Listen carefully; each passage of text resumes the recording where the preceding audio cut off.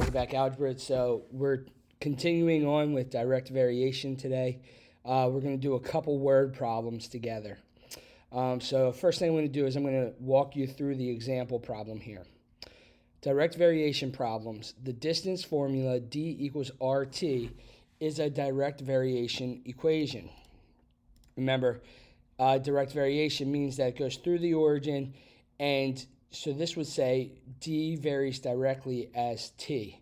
R is the rate.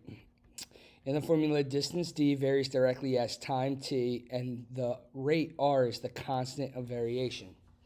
So, example, travel. A family drove their car 300 or 225 miles in 5 hours.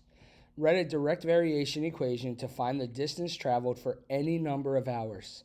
Use given values. So d equals rt, that's our formula. And they gave us the distance was 225, and they told us the time was 5. So now we're going to find the rate, and you get 45 miles per hour. So the equation, the direct variation equation, was d equals 45t. Part 2, graph the equation. The graph of d equals 45t passes through the origin, so it's 0.0000, and then the slope was 45, so go up 45 over 1.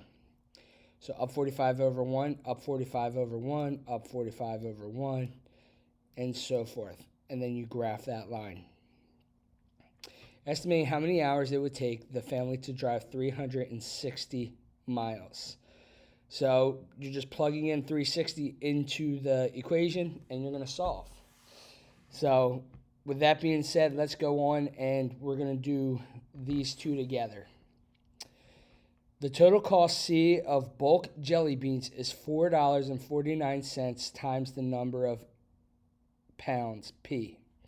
Write a direct variation equation that relates the variables. So what we're going to say is the total cost C equals, our rate is $4.49, so 4.49, times P, the number of pounds. So that's our equation. That's part A. Part B, we're going to graph it. So if there's 0 pounds, the cost is $0. And then what's going to happen is my slope is up 4.49 over 1. So I'm just going to kind of stick with 4.5 right here, right here. And so this is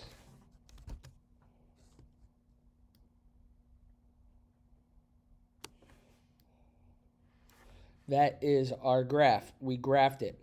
Find the cost of 3/4 pounds of jelly beans. So we're going to do C equals 4.49 times 3/4, which equals, so 3/4 is 0.75 if you want to write that down as a decimal. So 4.49 times 3/4 is $3.37.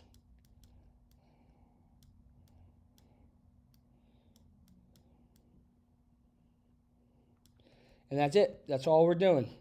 Number 1 is finished. Let's look at number 2. Charles's law states that at a constant pressure, volume of a gas, V, varies directly as its temperature, T.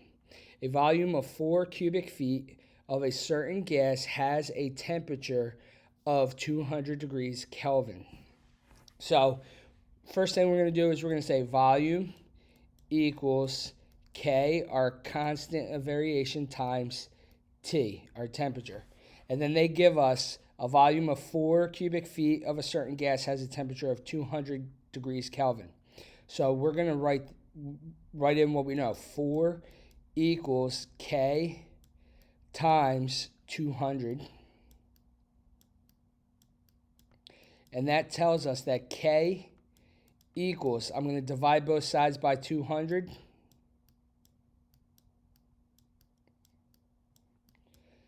K equals 0.0 2. So now for part A, I can write my equation. V, volume, equals my K, constant of variation, is 0.02, times T, my temperature. So now I can go ahead and graph the equation on the right. So my volume at 0, 0, I'm going to have 0, 0. And then if I'm at 50, it's going to be 50 degrees will be 1 cubic feet. 100 degrees would be 2 cubic feet, and so forth. And we know that at 200 degrees, it was 4 cubic feet. So this is our graph.